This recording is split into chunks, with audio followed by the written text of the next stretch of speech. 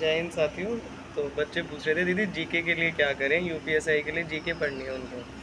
तो देखो यूपीएसआई में दो मेन चीज़ें ज़्यादा हैं जिसका कंटेंट ज़्यादा आता है। जैसे एक है पॉलिटी और एक है मूल विधि।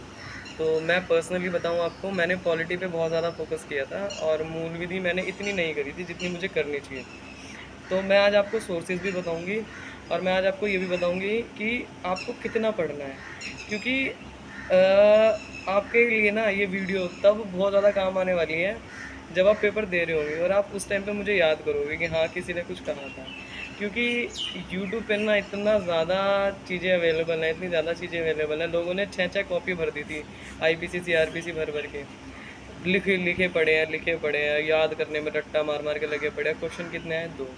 तो इतना पागल नहीं बनना है, ठीक है। 40 क्वेश्चन अगर जीके में आ रहे हैं तो इसका मतलब ये नहीं है कि आप पूरा का पूरा टाइम ही आपने उसको समर्पित कर दिया आईपीसी सीआरपीसी को। पागल की तरह नहीं पढ़ना है, ठीक है। कुछ एक्ट्स आते हैं, वो एक्ट्स मैं आपको बाद में एक लिस्ट दे दूँगी कम्युनिटी पोस्ट पे, ठीक है। और आज हम पॉलिटी और मूल विधि का डिस्कस कर लेते हैं कि हमें क्या पढ़ना है और कितना पढ़ना है। सबसे ज़्यादा इम्पोर्टेंट ये है कि कितना पढ़ना है। गधों की तरह लगे रहोगे कोई चीज़ हासिल नहीं होगी, ऐसे ही घूमते रहना। ये भी पेपर निकल जाएगा, दूसरा भी निकल जाएगा। अभी जितना बताया जा रहा है सिर्फ उतना कर लो, उतना ही हो गया ना तो तुम्हारे बहुत अच्छे मार्क्स लगेंगे, ठीक है। देखो मैं पर्सनली बताती हूँ मैंने कहाँ से करा था। मेरा जो मेन कंटेंट था, वैसे तो मैंने आरडब्ल्यूएस, मैंने कई बार बता रखा है, मैंने आरडब्ल्यूएस से तैयारी करी थी और साथ में मैंने एग्ज़ामपुर से भी तैयारी करी थी, ठीक है। तो एग्ज़ामपुर में एक सर पढ़ाते थे, वेद सर, उस टाइम पे। तो मैंने वेद सर से पॉलिटी करी थी, ठीक है बच्चा। उन्होंने पॉलिटी बहुत अच्छे से समझाई थी। अब मुझे नहीं पता वो वहाँ पे पढ़ा रहे हैं कि नहीं पढ़ा रहे हैं, क्योंकि मुझे काफ़ी टाइम हो गया, मैंने चैनल विज़िट नहीं किया। तो आप लोग एक बार देख लो कि वो पढ़ा रहे हैं नहीं पढ़ा रहे। अदरवाइज़ कोई भी ऐसा टीचर जो आपको अच्छा लगता है पॉलिटी में और आपको लगता है कि ये सारा चीज़ मतलब सारी चीज़ें लिखवा रहे हैं, सारी चीज़ें समझा रहे हैं, आप उनके पहले अच्छे से नोट्स बनाओ, ठीक है। फिर उन नोट्स को कम से कम पहले उन्हीं नोट्स को 5 बार रिवाइज़ करो। और आपके पास एक बुक होनी चाहिए जिसका नाम है लूसेंट, ठीक है। अब ये बुक सबको पता है, इसमें कोई मतलब बहुत बड़ी बात नहीं बता दी मैंने कि मूल मंत्र दे दिया, ठीक है, ऐसा कुछ नहीं कर दिया।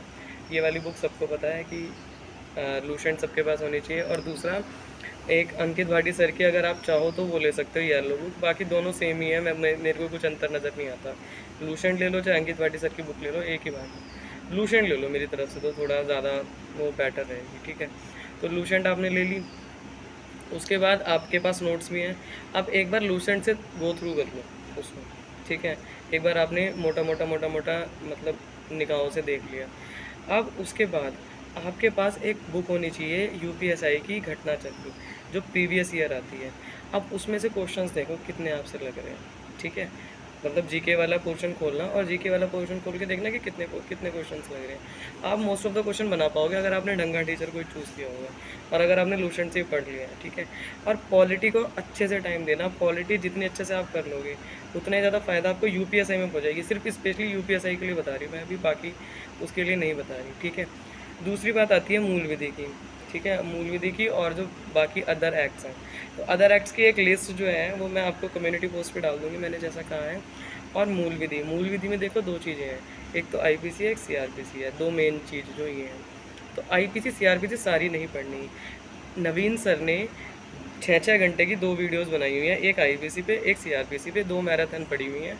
उनको देख लो और उससे ज़्यादा बिल्कुल पढ़ने की ज़रूरत नहीं है। अगर उससे बाहर कुछ आया तो आप ये समझ लेना कि आ रहा है तो फिर आने दो, फिर कुछ नहीं हो सकता, ठीक है। क्योंकि अगर आ रहा है ना तो तुम इतना पढ़ नहीं पाओगे, कितना कंटेंट रख लोगे अपने दिमाग में, ये भी तो बात है।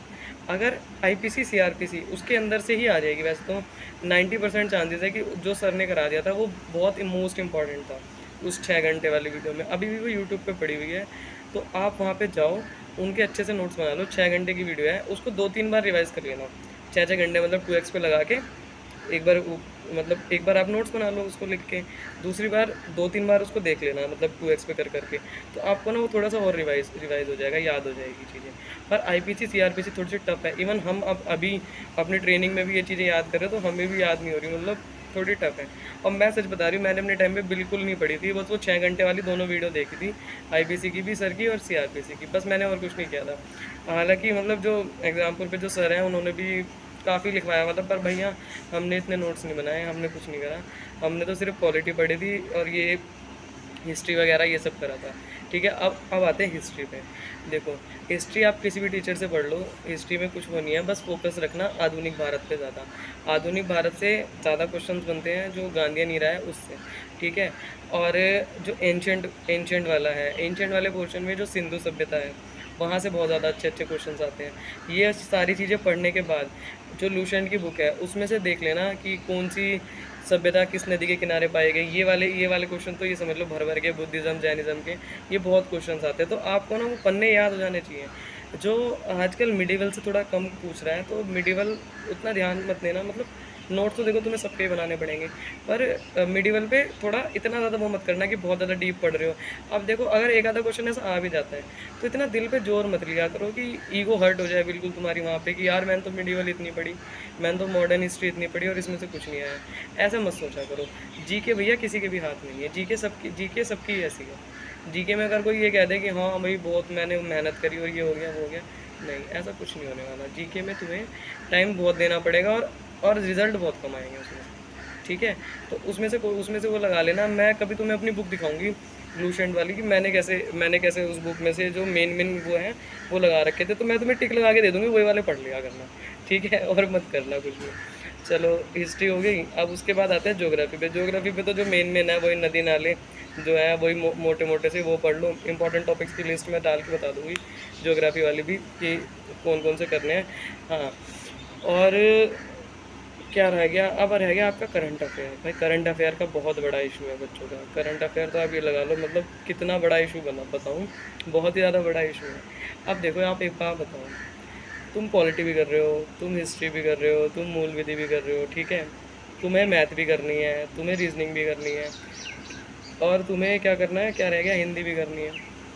अब एक बात बताओ, तुम्हारे पास टाइम बचा, तुम क्या क्या करोगे? रोज़ तुम करंट अफेयर की 2-2 घंटे की वीडियो भी देख रहे हो, और 1-1.5 घंटे की वीडियो का मतलब ये है कि 1-1.5 घंटे तो आपने पढ़ा उसको, और फिर उसके बाद आपने उसको लिखा भी है, तो वो जो 1.5 घंटे की वीडियो है वो 3 घंटे की वीडियो बन गई।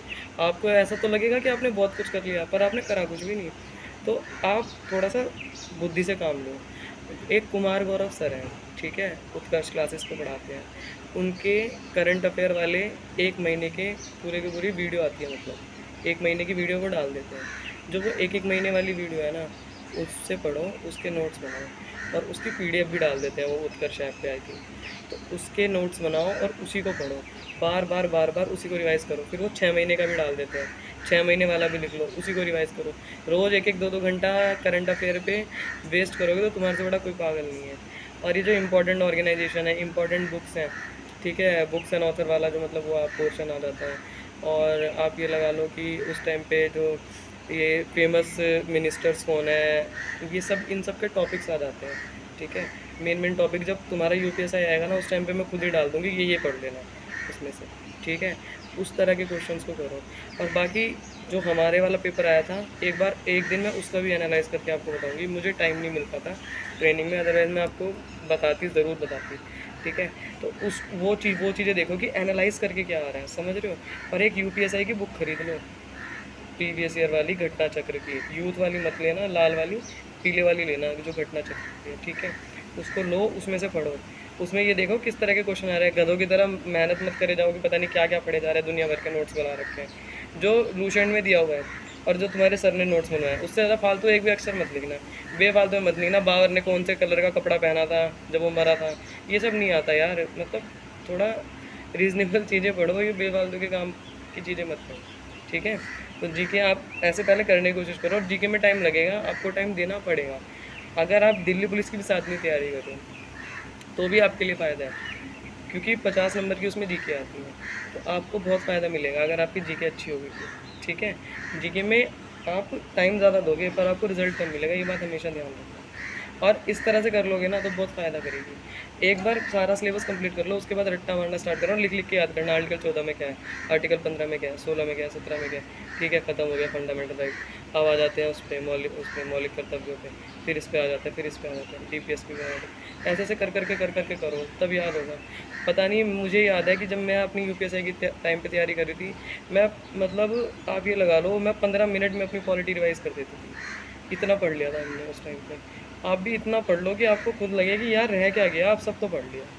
मतलब 15-15 मिनट लगे, आप मन में रिवाइज़ कर लो। आपको जब आप याद कर रहे हो ना, मतलब मन आँख बंद करके, तो आपके आँखों के आगे वो पन्ना आ जाना चाहिए जहाँ पे आपने पढ़ा है, तब आपकी पढ़ाई हो रही है, नहीं तो आपकी कोई पढ़ाई नहीं हो रही। आप टाइम वेस्ट कर रहे हो अपना भी, अपने माँ-बाप का भी। फिर मेरे पास ऐसे कमेंट आते हैं, मैं मर जाऊँ, मैं गिर जाऊँ, और मोटिवेशन नहीं हो रहा, सुसाइड करने का मन कर रहा है, ये कर रहा है, वो कर रहा है। अरे तुम एक बार बताओ, तुम मर जाओगे, क्या फ़ायदा होएगा? मरने से मिल जाएगी नौकरी? मरने से कोई नौकरी वोकरी नहीं मिलेगी तुम्हें। बहुत दुख होता है जब ऐसे ऐसे कमेंट आते हैं कि मैडम क्या करें, बहुत ज़्यादा दुख हो रहा है, हमने इतने पेपर दे लिए, हमारा वो नहीं हो रहा है। एक बात बताओ, किसका हो गया? हमारा हो गया था, पहली बार में किसी का नहीं हुआ। जब एग्ज़ाम निकलने स्टार्ट करेंगे ना, तो लगातार एग्ज़ाम निकलेंगे।